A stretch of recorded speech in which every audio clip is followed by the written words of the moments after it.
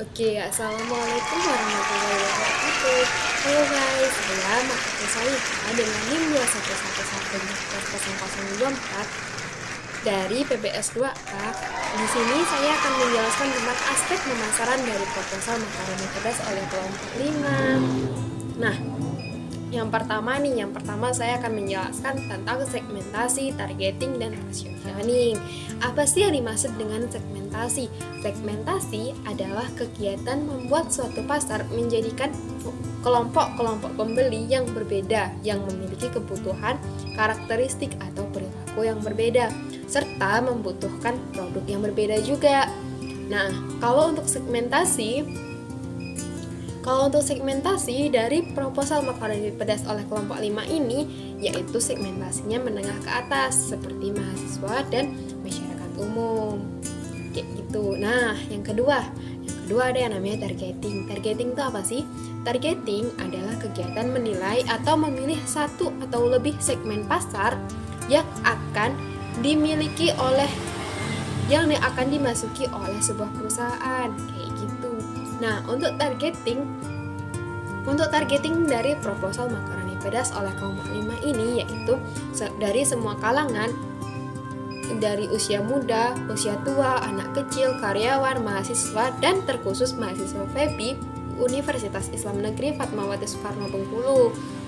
Itu dia kalau untuk targeting kita. Sedangkan yang ketiga yaitu ada dari positioning. Apa sih yang dimaksud dengan positioning? Positioning adalah tindakan merancang produk dan bauran pemasaran agar dapat terkesan tertentu di ingatan konsumen. Nah, untuk positioning dari proposal makaroni pedas oleh kelompok 5 ini yaitu kami ingin menciptakan image atau citra perusahaan di benak konsumen sebagai makaroni terenak, gurih, higienis, harga terjangkau, dan cita rasa yang khas seperti itu. Nah, yang kedua ada dari segi permintaan. Permintaan di sini kami akan menjelaskan dari segi permintaan dari dua sisi. Yang pertama yaitu perkembangan permintaan saat ini dan prospek permintaan di masa yang akan datang. Nah, seperti apa sih perkembangan permintaan saat ini? Mari yuk kita simak. Oke, makanan ringan merupakan salah satu produk yang sering diinovasi karena bisnis makanan ringan memiliki banyak sekali kontemporer. Terkait proses inovasi makanan ringan, salah satu yang akan dijadikan target inovasi adalah makaroni goreng. Makaroni atau yang biasa disebut pasta berbentuk elbow adalah makanan pasta khas Italia yang berbentuk unik. Makaroni yang digoreng biasanya disebut makaroni goreng. Pada pebisnis snack makaroni goreng seperti makaroni Mamade, Michi, dan Ngehi penjual produk mereka dengan memberi rasa variasi pedas, memberikan variasi dengan kemasan yang bisa ditutup kembali saat sudah dibuka, seperti itu. Nah, yang kedua ada prospek permintaan di masa yang akan datang. Seperti apa sih prospek permintaan yang akan datang? Di masa yang akan datang, makaroni ini akan merupakan jenis makanan pasti akan terus banyak diminatinya karena bisa dikonsumsi untuk apapun seperti olahan cemilan, campuran sop, ayam, sapi, dan lain sebagainya. Maka kondisi tersebut jelas akan memunculkan peluang bagi kegiatan bisnis di sektor ini. Oke, sekarang yang ketiga. Yang ketiga ada apa sih? Yang ketiga yaitu ada pemasaran. Oh, salah. Yang ketiga yaitu ada penawaran. Penawaran itu apa sih yang bakal kita jelasin tentang penawaran kayak gitu kan? Nah, dari penawaran ini kita juga akan menjelaskan dua dari aspek penawaran. Itu yang pertama yaitu ada perkembangan penawaran saat ini dan yang kedua yaitu prospek penawaran di masa yang akan datang kayak gitu. Nah, untuk prospek penawaran saat ini itu seperti apa sih prospek penawaran saat ini? Yaitu perkembangan penawaran produk makaroni goreng pedas di relatif tinggi karena di pemasaran sudah banyak persaingan dengan berbagai macam variasi seperti makaroni Mamade, Meiji, dan Ngehi, dan lain sebagainya. Oleh karena itu, agar usaha kami bisa berjalan dengan lancar, maka kami perlu meningkatkan penawaran dengan memberikan kualitas produk yang baik dan harga yang bersahabat. Oke, yang kedua tahu ada prospek penawaran di masa yang akan datang. Apa sih prospek penawaran yang akan datang? Prospek penawaran yang akan datang yaitu mengingat adanya peluang yang besar dalam usaha penjualan makaroni goreng pedas pada masa yang akan datang, maka perlu adanya penawaran produk yang memberikan nilai lebih dan manfaat bagi konsumen. Penawaran tersebut akan semakin variatif maupun lebih kompetitif karena sudah ditunjang dengan perangkat teknologi informasi yang memberikan kemudahan bagi penjual maupun pembeli dan melakukan transaksi atau sebatas bertukar informasi. Oleh karena itu, harus mampu melakukan penawaran yang inovatif untuk menarik pasar. Oke, jadi selanjutnya saya akan menjelaskan tentang analisis kelayakan pemasaran. Apa sih analisis kelayakan pemasaran tuh? Nah, dalam melakukan analisis permintaan, kami menggunakan model matrik pembobotan berskala 1-5. Nah, dalam keterangan yang sangat lemah yaitu 1, lemah yaitu 2, sedang 3, kuat itu 4, dan sangat kuat itu 5. Dengan keterangan sebagai berikut. Yang pertama ada dia yang namanya SDM. SDM di sini dia sedang yang bernilai 3. Selanjutnya ada persaingan konsumen. Persaingan konsumen di sini dia bernilai kuat yang bernilai 4. Nah, selanjutnya ada dari teknologi. Teknologi ini persaingannya dibilang kuat juga tidak, dibilang lemah juga tidak. Berarti dia berada di sedang, yaitu nomor 3. Selanjutnya ada metode. Metode ini sangat kuat.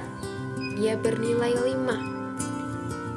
Ada metode yang bernilai 5, ada harga yang bernilai 3, ada promosi yang bernilai 4, ada produk yang bernilai 3, ada mutu produk juga yang bernilai 3, ada bahan baku juga yang bernilai 3, serta selanjutnya ada dari ketersediaan. Ketersediaan ini ada bernilai 4. Yang selanjutnya yaitu ada penyimpanan produk. Penyimpanan produk ini dia nilainya sangat tinggi kayak gitu. Jadi dia bernilai 5. Selanjutnya ada laba. Laba bernilai 3. Selanjutnya lagi ada ketersediaan normal. Kesediaan normal ini ada 3 juga. Selanjutnya yaitu bangsa pasar. Bangsa pasar itu dari 4. Berarti dia kuat dong ya. Nah, yang terakhir yaitu manajemen pemasaran. Manajemen pemasaran di sini bernilai 4. Dengan keterangan, nah, dari sekian banyak yang udah aku sebutin itu tadi dengan keterangan sebagai berikut. 1,00 sampai 1,80 itu sangat tidak layak. Selanjutnya ada 1,80 sampai 2,60 itu tidak layak. Nah, selanjutnya nih ada 2,61 sampai 3,40 itu termasuk sedang. Selanjutnya ada 3,41 sampai 4,20 itu termasuk layak. Dan yang terakhir yaitu 4,21 sampai 5,00 itu sangat layak. Untuk mengetahui layak atau tidaknya dari segi pemasaran, maka dapat dicari dengan rumus kelayakan usaha. Total sama dengan total bobot dibagi dengan jumlah item yang dinilai, kayak gitu. Nah, tadi kan rumusnya dengan kelayakan usaha sama dengan total bobot dibagi dengan jumlah item yang dinilai. Jumlah item yang kita nilai tadi ada berapa sih? Jumlah item yang kita nilai tadi ada 15. Bobotnya yaitu sekitar 54. Berarti kita buat saja 54 dibagi 15 itu hasilnya 3,6. Nah, kalau hasilnya 3,6 itu tadi kan aku jelasin tuh. Untuk hasil 3,6 itu termasuk layak atau enggak sih? Nah, coba kita ulas lagi ya. Nah, untuk hasil 3,6 itu dia termasuk layak karena batas tidak layak yaitu 1,81 sampai 2,6. 2,60 itu tidak layak. Selanjutnya ada 2,61 sampai 3,40 itu sedang. Nah, yang termasuk layak karena tadi kan hasilnya 3,6, berarti kan dia 3,60 tuh. Nah, 3,60 itu termasuk di dalam 3,41 sampai 4,20 dan itu nilainya layak. Berarti dagangan kita ini termasuk layak dong ya, kayak gitu kan.